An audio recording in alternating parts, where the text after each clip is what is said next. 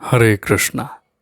जैसा हमने 3 स्टेप्स के बारे में पहले बात कर लिया है, आज हम समझने का प्रयास करेंगे स्टेप 4 को।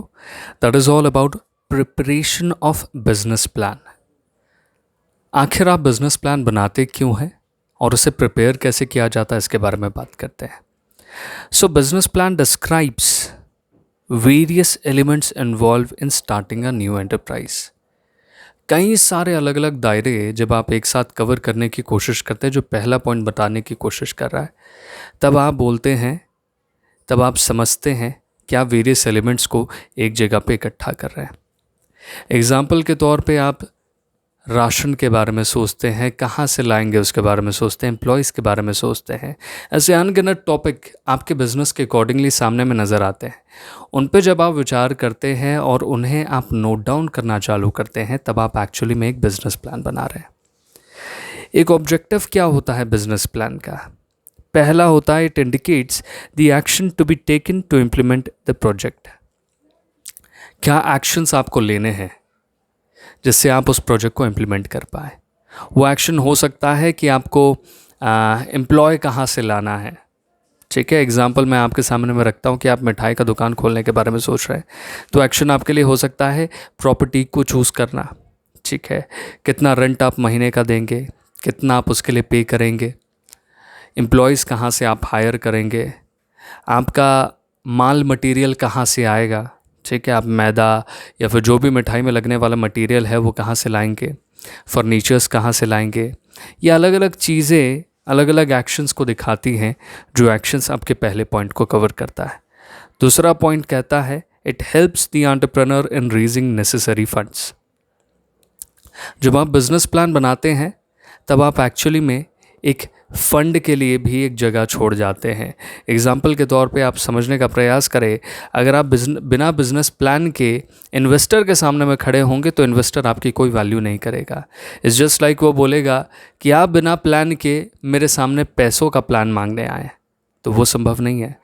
पहले आपको ये डिसाइड करना पड़ेगा कि आप कितने पैसे चाहते हैं और क्यों चाहते हैं, और उन सारे एक्शंस को आपको वहाँ पे प्रेजेंट करना पड़ेगा। आपके क्या ग्रोथ रेट आप रखने वाले हैं उसके बारे में उन्हें बताना पड़ेगा। आपकी ब्रांड वैल्यू कैसे बढ़ेगी, क्या आप ऑलरेडी मार्केट में काम कर रहे हैं उसके बारे में बताना पड़ेगा। अब ये सारी चीज़ें कहीं ना कहीं आपके बिजनेस प्लान का ही एक हिस्सा है, जिसे आपको ऑलरेडी कवर करना बेहद ज़रूरी है। तीसरा है, it help in measuring the progress of the venture at successive stages. आप बोल रहे हैं कि मेरे को 1 महीने में 1 लाख रुपए का बिज़नेस करना है, 12 महीने में 12 लाख का, लेकिन जैसे ही जनवरी के बाद में फेब आएगा अगले साल का, तब मेरा टारगेट रहेगा 2 लाख का। हो सकता है कि 5 साल बाद में मेरा जो एफिशिएंसी रहे मेरे टारगेट के अकॉर्डिंगली वो रहे 80 to 90% का।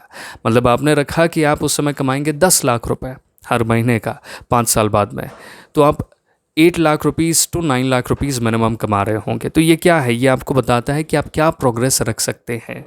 ठीक है, ये प्रोग्रेस के बारे में बात करता है। D point, it informs investor, suppliers, creditor and other stakeholder about the program of the enterprise. Investor कौन होते हैं? जो आपके एंटरप्राइज में पैसा लगाते हैं। ठीक है, पहली चीज़। सेकंड है सप्लायर्स। सप्लायर्स कौन होते हैं? जो आप तक माल पहुंचाते हैं। क्रेडिटर्स कौन होते हैं? जो आपसे पैसों का राह देख रहे हैं, बिकॉज आपने उनसे माल लिया हुआ है। अदर स्टेक होल्डर्स कौन होते हैं? जो ऑलरेडी आपकी कंपनी में इन्वेस्ट कर चुके हैं। सो इन्वेस्टर, जिनके लिए आप तलाश में होंगे। सप्लायर्स, जो आप चाहेंगे कि आप तक मैदा, मिठाई का हर सामान पहुंचा सके, फर्नीचर पहुंचा सके, मेंटेनेंस सर्विस का काम कर सके। ठीक है। क्रेडिटर्स, जिनसे आप मान लेंगे तो उन्हें कब पे करेंगे, कैसे पे करेंगे, उसके बारे में आप बात कर रहे हैं। स्टेक होल्डर्स, जो ऑलरेडी आपकी कंपनी में पैसा पे कर चुके हैं। हो सकता है आप 10 लाख रुपए के लिए 10 अलग अलग लोगों को कांटेक्ट करें, जिन्हें आप कन्वर्ट कर चुके हैं, जिनसे आप पैसे ले चुके हैं, तो वो तो आपके स्टेक होल्डर बन जाएंगे। आपके प्रॉफिट का एक हिस्सा वो हमेशा के लिए लेकर के चले जाएंगे। So that is all about the 4 steps that involves in preparation of a business plan. अब चलिए बात कर लेते हैं स्टेप 5 के बारे में। छोटा पॉइंट था तो मैंने सोचा इसको इधर ही कवर कर लेते हैं। Launching the enterprise. After preparing the business plan, the entrepreneur assembles the necessary resources to launch the enterprise. आपने सब कुछ इकट्ठा कर लिया, सब चीज़ों के बारे में सोच लिया। आपने सब चीज़ों के बारे में सोच लिया, अब आपकी बारी आती है इकट्ठा करने की। मतलब आपने ये देख लिया कि हाँ यहाँ से ये करना है, ये करना है, वो करना है, फलाना करना है।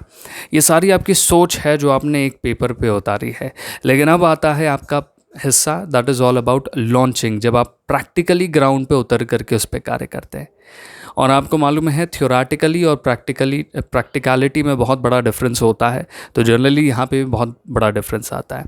बिजनेस ओनर्स कई बार बहुत बड़े बड़े सपने देख रहे होते हैं बिजनेस प्लान में, लेकिन जब उसे इम्प्लीमेंट करने जाते हैं तब उन्हें समझ में आता है कि कहानी तो कुछ और निकल करके आ रही है। ठीक है, तो इन्हें आपको ध्यान रखना बेहद ज़रूरी है, बिकॉज प्रैक्टिकल ग्राउंड पे आपको कई सारी चीज़ों का ध्यान रखना पड़ता है। कुछ चीज़ें जो मैं आपके सामने में रख रहा हूँ, जब आप उसे लॉन्च करने जा रहे होंगे तो उन चीज़ों का आपको ध्यान रखना चाहिए। सबसे पहले ही collects the required funds. 10 lakh रुपए की हमें मिठाई की दुकान के लिए ज़रूरत थी, तो हम 10 लाख रुपए का इंतज़ाम करेंगे। सेकंड है ही एक्वायर्स लैंड बिल्डिंग। जैसे मैंने आपको पहले बोला कि हमने पहले सोचा था कि हम कहाँ पे बिल्डिंग लेंगे और कितना रेंट पे करेंगे। अब आपका हिस्सा ये कहता है, अब आपका पार्ट ये कहता है कि आपको लैंड और बिल्डिंग को एक्वायर करना है। अब प्रैक्टिकली आप डील करेंगे।